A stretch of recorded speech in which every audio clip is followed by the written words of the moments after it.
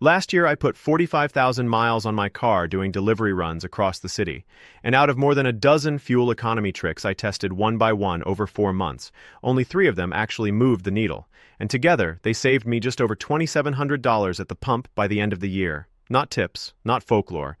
3 specific habits, tracked mile by mile on a spreadsheet against a baseline I measured for 6 weeks before I changed anything at all. My name is Lu Feng.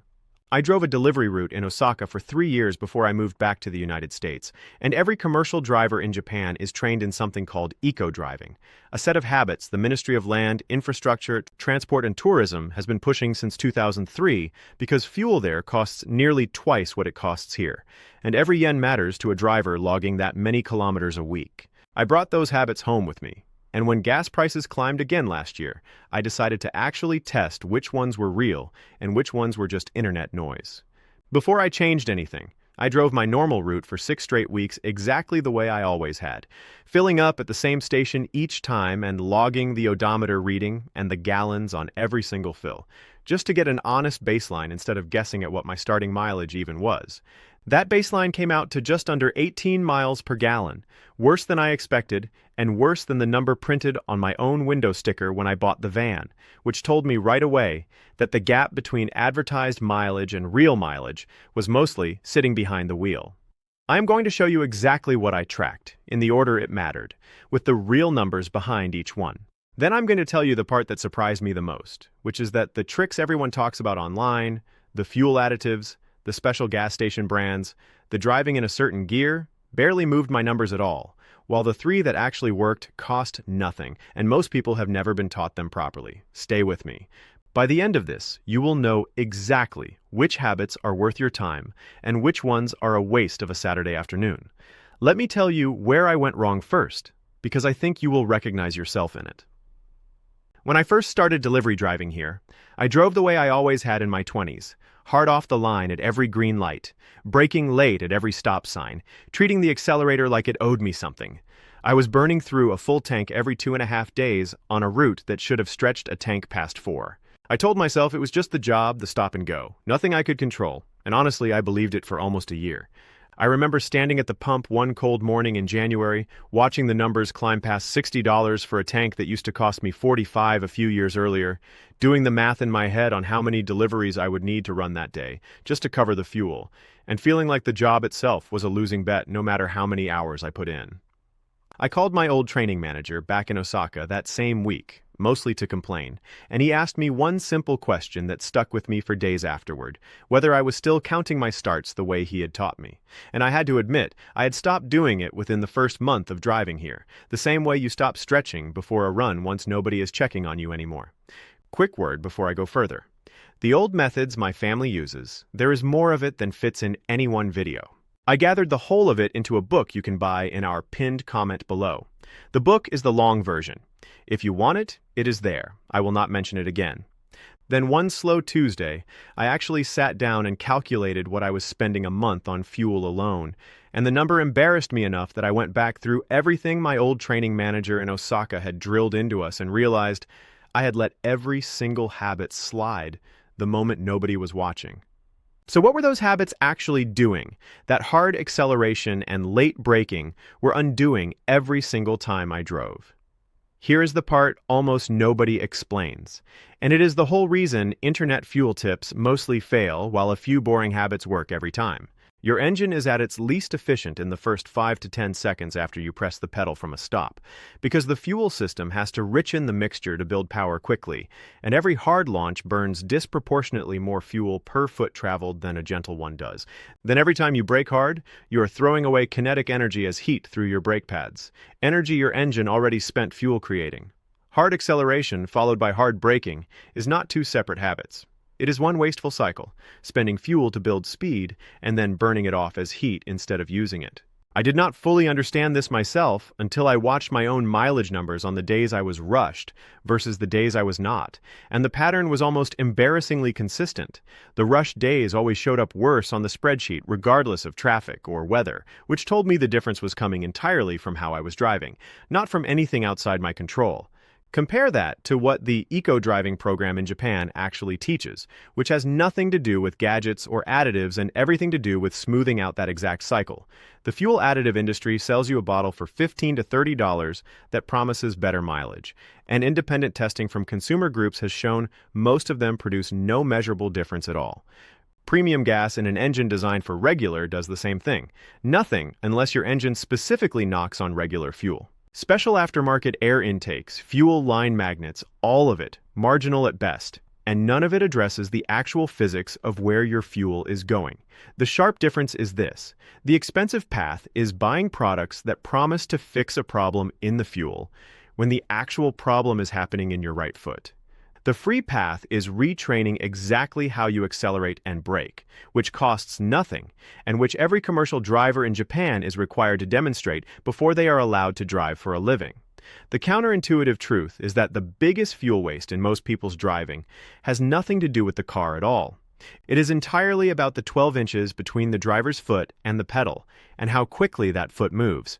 I want to be specific about what I actually tested and dropped, because I think the failures are as useful as the successes. I tried a fuel additive marketed as a mileage booster, $30 a bottle, and tracked 4 full tanks with it against 4 without, and the difference fell inside normal variation, meaning it did nothing I could measure.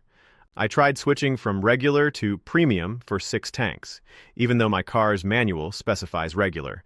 And again, no measurable change, because the engine simply is not designed to extract any benefit from the higher octane it was never asking for. I tried an aftermarket cold air intake that a forum insisted would add several miles per gallon, spent nearly $200 installing it, and after 8 tanks of tracking, the difference was within the same margin of error as the fuel additive. Statistically, nothing. Every one of those cost real money and delivered nothing I could prove. I even tried for 2 weeks driving with the windows down instead of the air conditioning on the theory that it would save fuel at low speed, and while that held up somewhat under 40 miles an hour, the moment my route took me onto the highway, the extra drag from open windows canceled out any savings almost completely, which told me even the tips that sound reasonable depend entirely on the conditions you actually drive in, not on a blanket rule you can apply everywhere. Meanwhile, the habits that actually worked cost me a $5 tire gauge and about a week of conscious practice each. That gap between what the internet insists will save you money and what actually does is exactly why I started tracking everything on a spreadsheet instead of trusting my gut.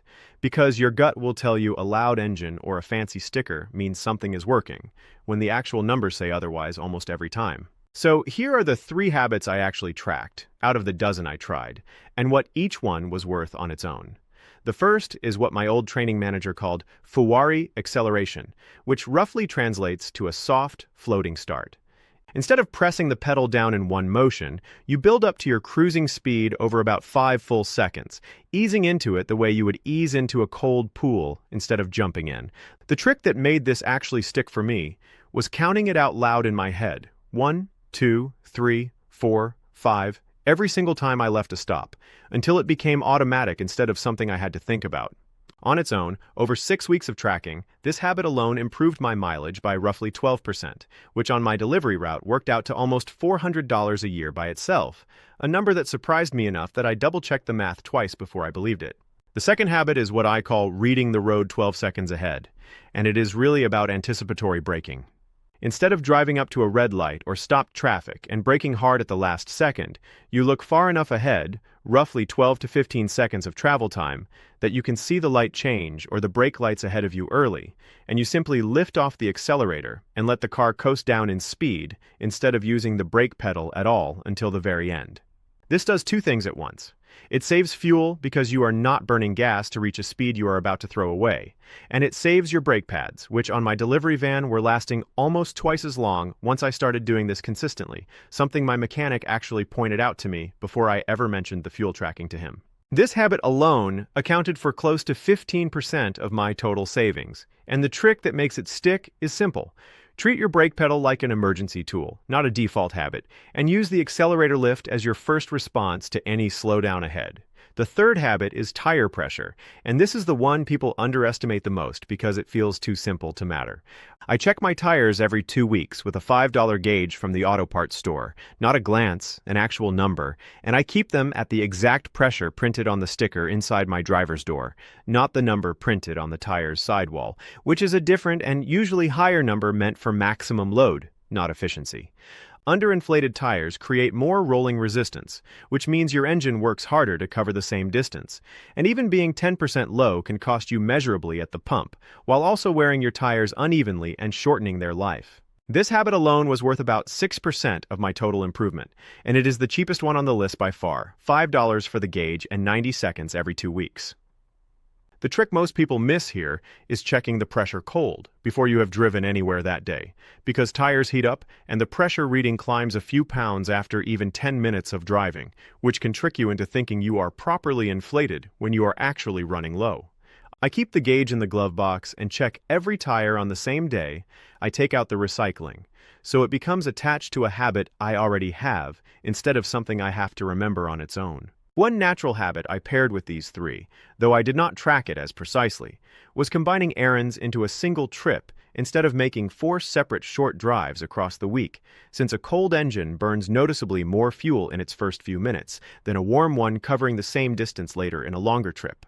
A short 2-mile drive to the store and back, done cold, can burn nearly twice the fuel per mile of the exact same distance driven as part of a longer, already warm trip, simply because the engine and the transmission fluid have not reached their efficient operating temperature yet. Stacking 3 or 4 short errands into one loop instead of 4 separate cold starts through the week is not something I logged a precise percentage for, but every driver I know who has switched to doing this notices the difference in how often they are filling up, even without a spreadsheet to prove it. So when you put all 3 of these together, the soft start, reading the road ahead instead of braking late, and keeping tires at the correct pressure, you get a combined improvement that took my delivery route from about 18 miles per gallon up to nearly 26, and on 45,000 miles a year at current gas prices that worked out to just over $2,700 back in my pocket by the end of the year, money that used to just evaporate out of the tank every single week without me ever noticing where it went.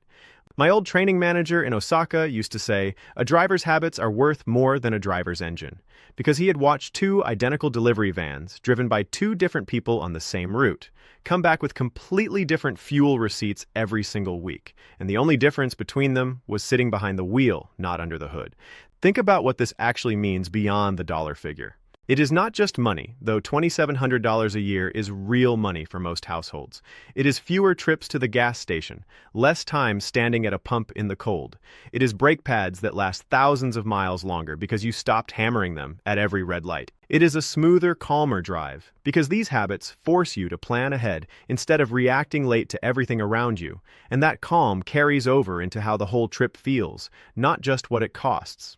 There is something else I noticed that I did not expect when I started this, which is that passengers in my van stopped complaining about the ride.